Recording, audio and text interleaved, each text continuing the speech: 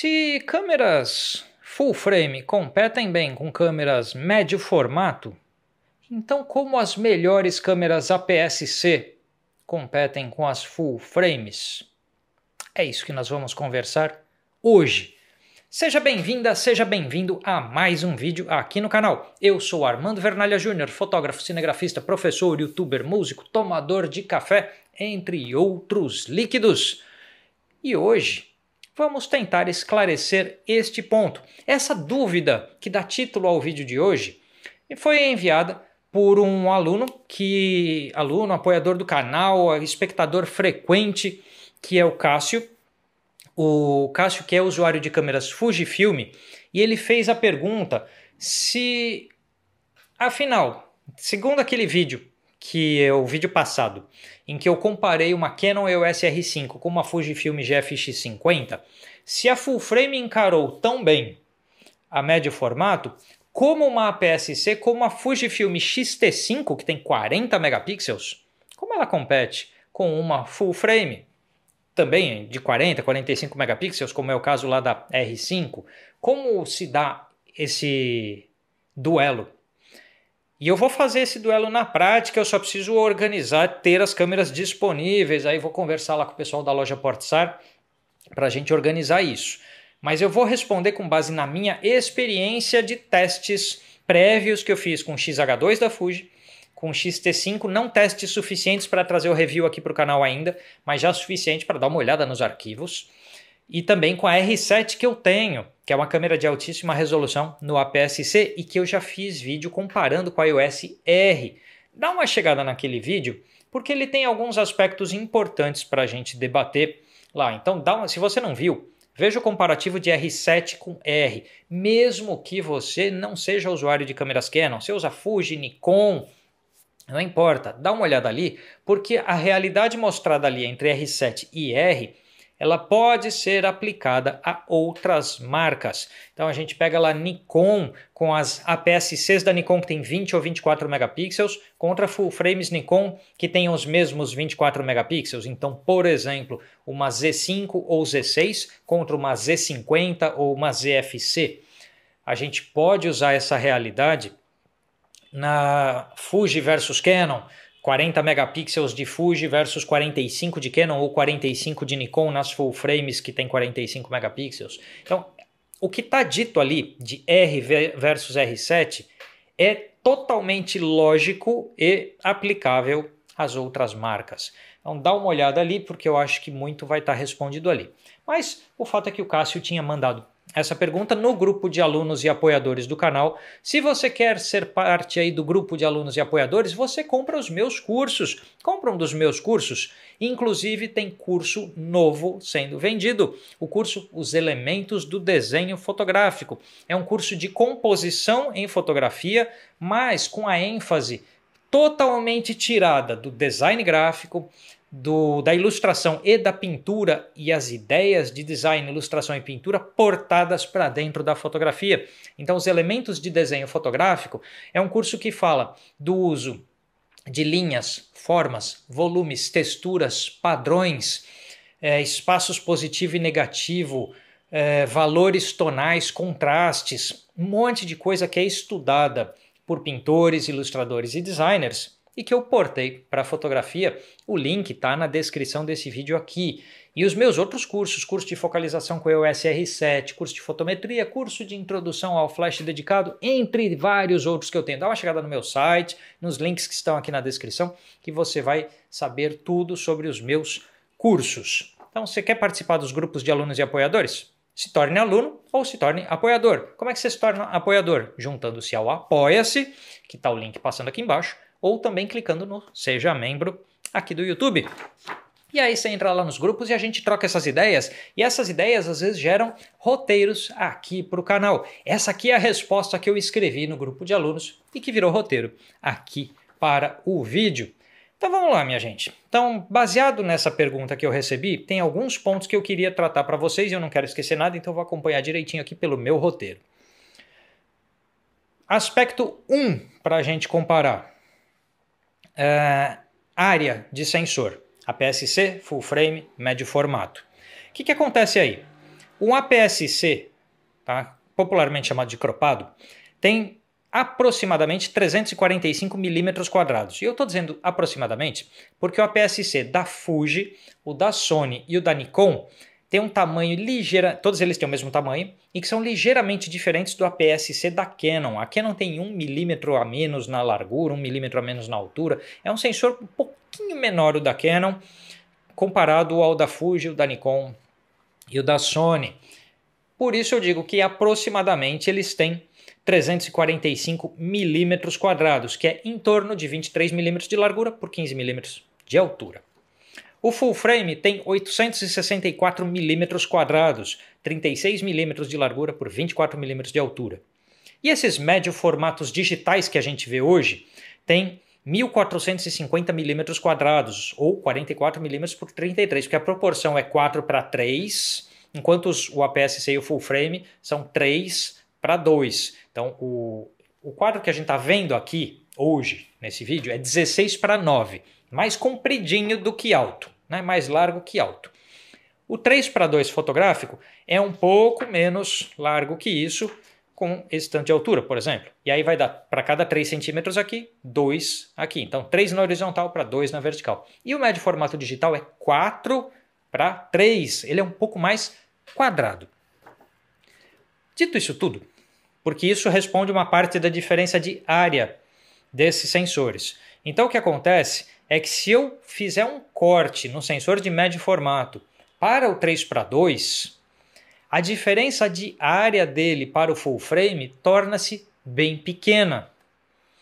Enquanto a diferença de área do full frame para o APS-C é relativamente grande. E mesmo que eu conte a proporção inteira do quadro, a diferença entre o médio formato e o full frame é menor do que entre o full frame e o APS-C. Veja que a área do APS-C precisa ser multiplicada por 2,5 para chegar na área do full frame, enquanto a área do full frame precisa ser multiplicada por 1,67 para chegar na área do médio formato. Então, o full frame está mais perto do médio formato, ou o médio formato mais perto do full frame, do que o APS-C do full frame. Esse é um ponto importante. Por quê? Se a área do sensor é significativamente maior entre full frame e APS-C, os pixels no full frame são significativamente maiores que os pixels do APS-C. E essa diferença é menor entre full frame e médio formato. Por isso, naquele comparativo que eu fiz de ruído de imagem, que eu comparei alcance dinâmico, nitidez, um monte de coisa entre full frame e médio formato, mas a diferença entre o full frame e o médio formato era pequena. Por outro lado, quando você olha o meu comparativo da R7 com a R, que é a APS-C com full frame, a diferença percebida ali, a partir de certos valores de ISO especialmente, é maior. Porque com a diferença maior de tamanho de pixel, você tem uma diferença maior de quantidade de fótons que incidem sobre cada pixel. Portanto, menos fótons incidindo sobre um pixel porque ele é menor, faz com que você tenha um sinal elétrico gerado correspondente a esses fótons menor. Sinal elétrico menor vai demandar maior amplificação desse sinal para a gravação. Maior amplificação desse sinal para a gravação gera ruído de imagem. Portanto, no aspecto ruído de imagem, a diferença que percebemos entre o full frame e o médio formato é menor do que a diferença que percebemos entre o full frame e o APS-C, ou seja, o full frame tem mais vantagem sobre o APS-C do que o médio formato tem de vantagem sobre o full frame. Esse é o primeiro ponto, ou seja, a área do sensor, se a gente está falando de mesmas resoluções, por isso que eu falei lá no começo, pegar a R com a R7, que é 32 megapixels da R7 com 30 da R, 40 megapixels da X-T5 contra os 45 de uma Nikon D850, de uma Sony A7R2, A7R3 que tem 42 megapixels, ou aí Canon R5 e assim por diante, porque fica perto uma coisa da outra. Se a gente for falar, vou comparar o ruído de imagem de uma Fuji de 26 megapixels com uma Sony A7R5 de 60 megapixels, a coisa começa a ficar confusa, porque a gente tem tamanhos de resolução muito diferentes entre elas. Então, se estamos na mesma ou perto da mesma resolução, a área do sensor influencia no tamanho do pixel, porque se ambos têm 30 milhões de pixels, um sensor maior tem pixels maiores, e assim por diante. Vocês entenderam até aqui, né? Vocês pegaram isso aí. Beleza. Então, vamos fazer uma regrinha de 3 básica, só para deixar isso claro, tá bom? Se em 345 milímetros quadrados a XT5 e a XH2 tem 40 megapixels, se eu aplicar esta resolução, essa quantidade de pixels por milímetro quadrado, nos 864 milímetros quadrados do full frame, então vou pegar lá 864 vezes 40 dividido por 345, regrinha de 3 básica, eu vou chegar a 100 megapixels. Isso significa que a densidade de pixels do sensor de 40 megapixels da Fuji geraria, num sensor maior, 100 megapixels. Portanto, se hoje a gente tem na Sony A7R5 60 megapixels, se a gente tem na Canon R5 45 megapixels, Nikon D850 45 megapixels e assim por diante, é nítido e evidente que os pixels dessas full frames de 40 e poucos, 50 a 60 megapixels são pixels maiores do que o pixel da 40 megapixels da Fujifilm. Se eu fizer a mesma regrinha de 3 aplicando para o médio formato, eu vou chegar a um médio formato de 168 megapixels, sendo que a médio formato hoje está em 100 megapixels na GFX 100S. Ou seja, há mais densidade de pixels num sensor de 40 megapixels da Fuji, há mais densidade de pixels no sensor de 32 e poucos megapixels da R7, que se projetado para o full frame dá 80 megapixels. Portanto, esses sensores APS-C têm pixels menores que os full frames de não só de mesma resolução, mas até os de maior resolução. Graças a isso, e eu posso dizer pela experiência de ter testado, ter analisado arquivos dessas câmeras, existe mais ruído de imagem nos APS-Cs que nos full frames de resoluções similares. Por quê? Há uma diferença de amplificação de sinal e de captação de sinal elétrico, sinal luminoso transformado em sinal elétrico entre essas câmeras. Então, o primeiro passo, tá? Ou seja, o aspecto técnico fundamental é que um sensor vai ter um aproveitamento de luz melhor se ele coletar mais luz. O processador terá mais dados para trabalhar se ele recebeu mais dados vindos do sensor e assim por diante. Do contrário, menos dados ou dados incompletos acabam virando ruído de imagem. Essa regra segue na fotografia. Por isso que um smartphone tem uma dificuldade danada com situações de baixa luz e você precisa usar muito processamento de inteligência artificial no smartphone ou muito empilhamento de arquivos para conseguir fotos noturnas e de longa exposição com o smartphone, que são relativamente simples com câmeras com sensores maiores. Tá? Então, esse aspecto precisa ficar claro. Nesse sentido, uma APS-C será pior do que uma full frame numa escala mais ampla do que o quanto uma full frame será pior que uma médio formato. Tá bom? Deixa eu ver se eu esqueci qualquer coisa, que a gente já passou por um monte de matemática aqui. Acho que vocês pegaram tudo. Então, que os pixels do full frame são maiores numa proporção maior do que os pixels do médio formato sobre o full frame. Vocês entenderam bacanão. Na prática, isso tudo significa o quê? O médio formato leva a ligeira vantagem de ruído de ISO, ruído de sombras e ruído de longa exposição. 3 tipos de ruído que a gente pode falar. Quando levanta o ISO, aparecimento de ruído. Quando a gente clareia uma sombra, aparecimento de ruído. Quando a gente faz longas exposições, aparecimento de ruído. Então, médio formato tem uma pequenina vantagem sobre full frame nesses 3 ruídos aí. E o full frame tem uma vantagem maior sobre o APS-C nesses ruídos aí. Não quer dizer que nenhuma dessas câmeras é ruim, não quer dizer que nenhuma dessas câmeras é excelente, depende das suas necessidades, como a gente já conversou toneladas de vezes aqui nesse canal. Mas fica que esses 3 pontos são pontos técnicos verificáveis. Se você não usa ISO muito elevado, tipo acima de 1600 de ISO, se isso não está na sua realidade cotidiana, você vai estar bem atendido por qualquer câmera APS-C do mercado? Com certeza vai. Se você não faz astrofotografia, que é alguém que usa muito ISO elevado, isso não vai ser problema para você. E usa muita longa exposição. Então, o ponto que eu quero dizer é que quem não vive de ultra longas exposições, quem não vive de fotografia noturna de baixíssima luz, paisagem noturna, céu noturno, astrofotografia, quem não vive disso, pode usar qualquer das câmeras que estão no mercado hoje sem maiores problemas. Quem vive disso? Então, não, eu só faço astrofotografia, é o meu negócio. Eu só faço longa exposição e longas ultra longas. Enfio lá 3 filtros ND1000 e faço exposições de 1 hora. Tá bom, nesse caso aí, você tem benefício de médio formato, que tem um pouquinho de benefício sobre full frame, que tem um benefício maior sobre a APS-C. Mas, de novo, algo que eu já falei naquele vídeo, que qualidade de imagem não é tudo que importa. Olhe o conjunto da obra de uma câmera antes de pensar nas coisas. Porque assim, se você não é o maníaco do ISO elevado, você não precisa o tempo todo de ISO 6400 ou qualquer coisa que valha. Se você não é essa pessoa, olha se a ergonomia da câmera é boa para você, se o conjunto de lentes é legal, se o preço das baterias é bacana e assim por diante. Ou seja, olhe os outros recursos do equipamento para ver onde ele te atende ou não e assim por diante.